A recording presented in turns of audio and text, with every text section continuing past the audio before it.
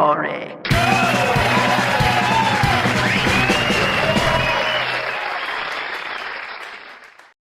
So, Bumblebee. Yeah, that's a good intro. Generations has been going on for a while, starting with Classics 06 when they didn't have anything to do because the movie got delayed an entire year. They just needed something to push out. And of course, that's when Generations, or Classics at the time, started. And we're still ass deep in that Generation 1 nostalgia revamp-aganza to this day. I can't believe I got that out in one take. Holy crap. And even though a lot of the figures from that era, did my light just flicker?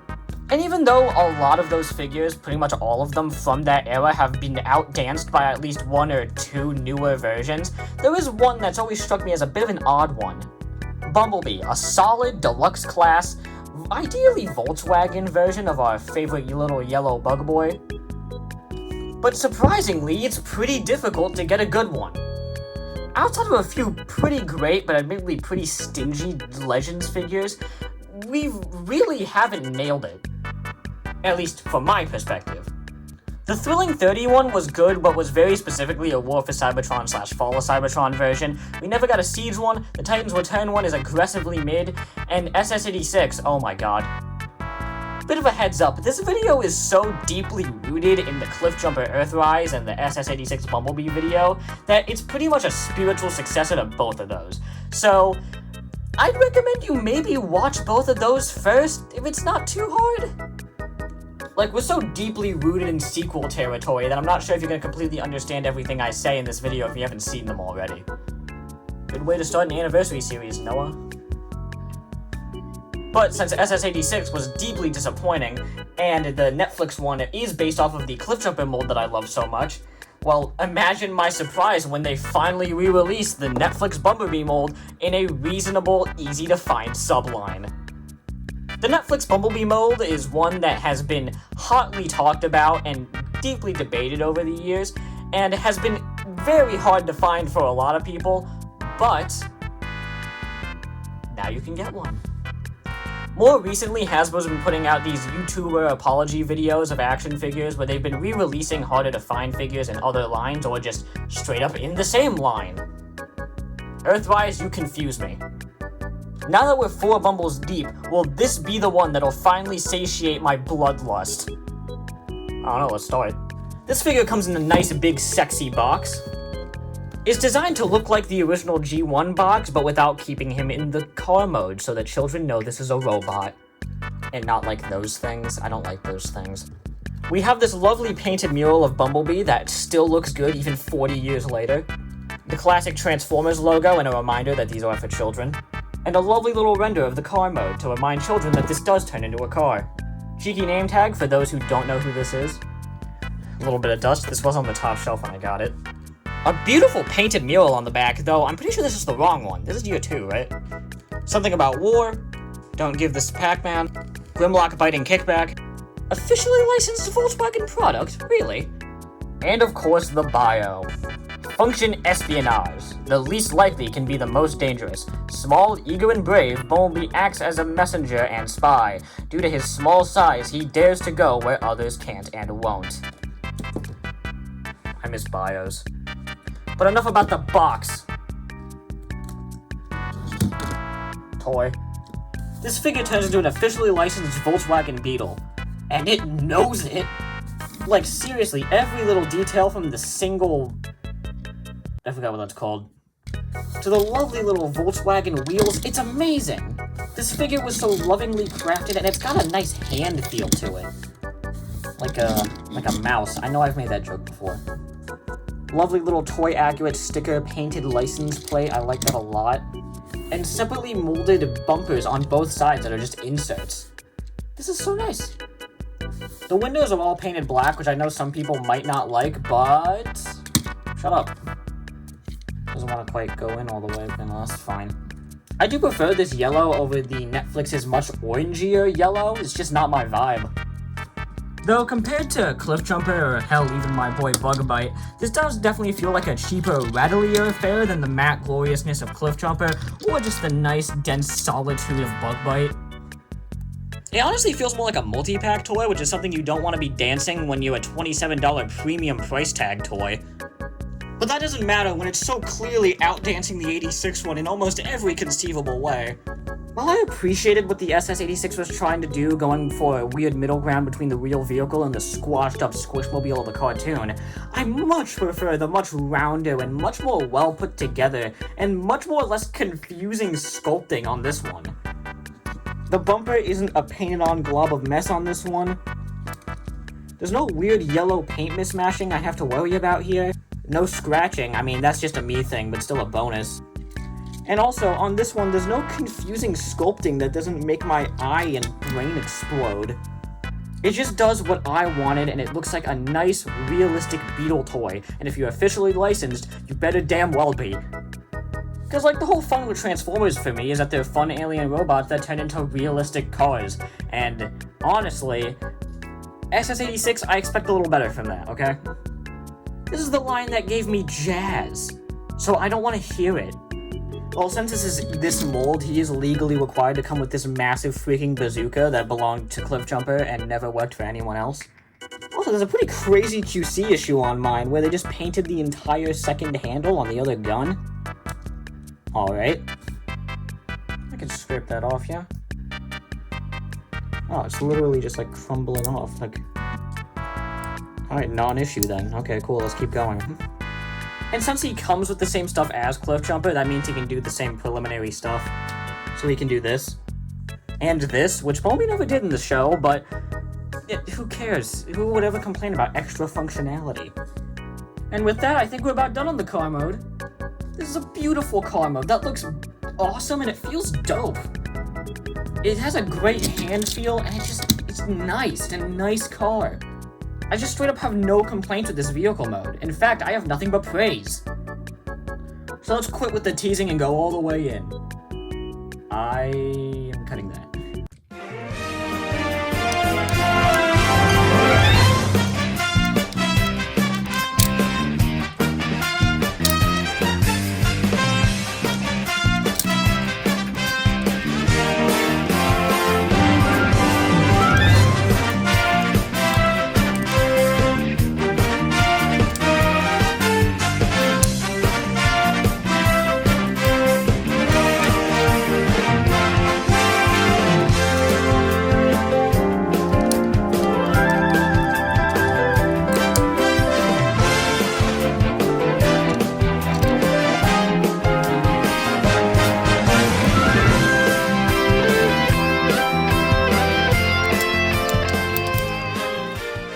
Now, going on to the robot mode, this is much more apparent that this is the retro re-release, which has a deco more akin to the original toy than the actual cartoon. But really all that means is he has black lower arms now. So shut up. I like his nice round tumbod without it being too angular and looking strange. Hint, hint. And moving the arms feels nice and smooth. Be it they are looser than on Cliffjumper, but they still feel nice and sturdy, like they'll never let you down. And there's no weird foibles like locking tabs or overly tight joints to ruin the flow of the posability for me. Hint, hint! And I do like the silver-backed auto badge on this one. It just makes it stand out so much better than on the other one. Hint! Hint! Oh wait, the transformation. The transformation is smooth and really fun, and of course there is the parts forming. But if you want to hear my whole spiel about that, please go check out the Cliffjumper video. Which boils down to parts forming bad, but it's not bad enough on this figure for me to not like it. Props to the feet for not being too tall, and the legs for looking like legs. And the arms not doing these annoying little dip things. So as a part of the retro line, he's supposed to look like the original retro toy, but I guess since the budget ran out, they couldn't give him the sculpted robot face that his surprise sleeper hit Wavemate Gears had. But almost consequently, it makes this a really good option for just a normal G1 Bumblebee. I know probably more people who already had the SS86 one would have purchased this one because they want a different Bumblebee, but for someone like me who just wants a by-the-numbers good Bumblebee, this is great. The eyes are silver and dead, but I like Blast Off, so you know what, I'll let it slide. The sculpting is immaculate, and it just looks good, man. It's a fantastic head sculpt that Bugbite teased me with all those many moons ago. The sculpting is crisp, and it's just the ideal Bumblebee head sculpt. Hint. Hint. Accessories-wise, you can take off the backpack and use it as a shield, which... no. But since he is, respectfully, this mold, he is respectfully obligated to include, respectfully, this gun. Which, I have too many of these now. I want to fill a cereal bowl with them, so Bumblebee comes with a massive freaking bazooka. Which, if that is the same paint as the Cliff Jumper version, I'm afraid might chip over time. But, being a re-release of a War for Cybertron figure, that means we're akin to some backwards compatibility. Yes! Yes! Doctors hate him. Which they do split up into smaller guns, which respectfully don't look like his gun. But no worries, if you're one of the poor fools who got suckered into buying the SS-86 one, just steal his gun. Cool. And remember, kids, you can take this thing and plug it onto the shoulder. Come on, just get on. I don't know what this does! He's got a ball joint at the head, universal joints at the shoulders, which allow them to go all the way around, about out that far and in that far, bicep rotation, elbows that bend a solid 90 degrees forward and a solid 90 degrees back if you want that, wrist rotation, waist rotation, which can go all the way around, and due to the transformation, he has a nice arcing back. He can kick that high, go out that much, and go back that much. Nicely hidden thigh rotation. Bend at the knee, which is about 90 degrees. And a pretty nice ankle pivot. Not pretty nice, that's monstrous, oh my god. The posability is great. You can get him in any pose you want, and there's no annoying foibles that'll get in your way, like locking tabs or overly tight joints. Hint, hint! Now I'd like to prove something to you for science. In Perspective End's video of Earthrise Cliff Jumper, he claimed that he didn't pose well because he can't reach across his chest. Even though I do think that reaches plenty across his chest. And in his glowing review of SS-86 Bumblebee, he neglected to point out that he can't cross his chest either. Though I would argue that Earthrise Cliff Jumper has a much easier time crossing his chest than SS-86 Bumblebee. His chest sticks out a lot, that's what I'm saying. And the same goes for this guy. He can cross his chest perfectly fine. He can't go all the way, but he can certainly do better than this. So everyone's saying that this pose is better? I see where you're coming from, but I don't agree with you. I guess all that really leaves is... comparisons! Here he is next to... Bug Bite! Gears! Homer Simpson 2.0! Cliff Jumper! Bumble Jumper! SS-86 Bumblebee! SS-86 Devastator! Earthrise Optimus Prime! SS-86 Optimus Prime! And of course the comparison that is most important, Hero Factory Evo 2.0. Because they're both yellow. So, do I like this figure? Is that a question? This figure... Oh, God. This figure is so good. The vehicle mode, the robot mode, hell, I'd even say the transformation is really fun. It poses like a dream, and while it does have a slight rattly effect to it, it feels good and nice and dense in hand. Outside of the minor complaint of this is the 9th time I've had that damn bazooka, this is a great figure. The head sculpt, the vehicle mode, the posability, the articulation, it's just so good. The posability, yes, is a problem, but I think there are more problems on the SS-86 one that a lot of people ignore. And I know I keep bringing this up, but when I'm posing a figure, sensory stuff is very important to me with a figure. If I don't like how a figure feels, I'll be less likely to pick it up and mess with it.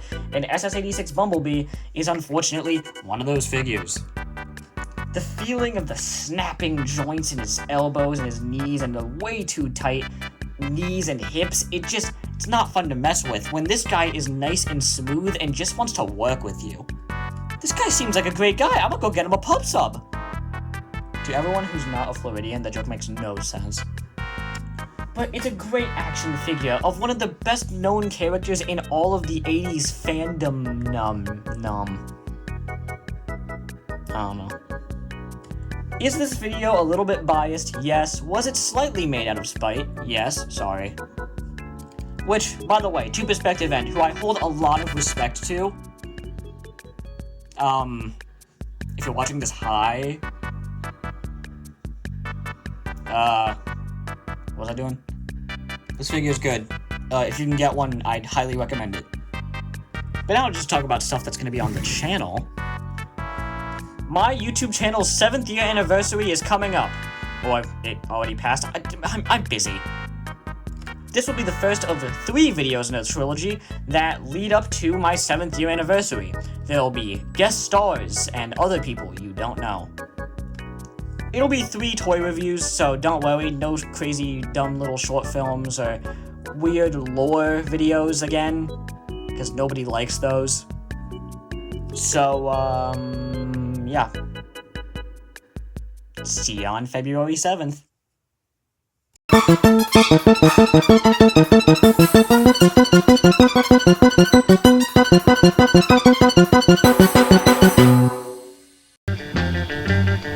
Which one? No, I don't care which one! Get them both! That man's an imposter! That man is the imposter!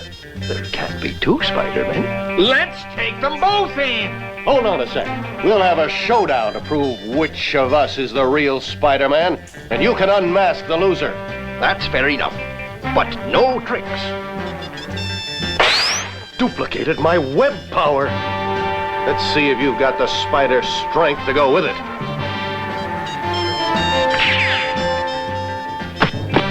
He's trying to get away. They're getting away! I told you they're working together!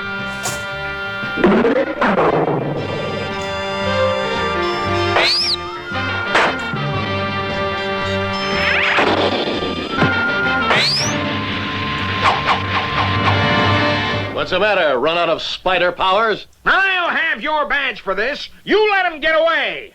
Calm down, Jameson.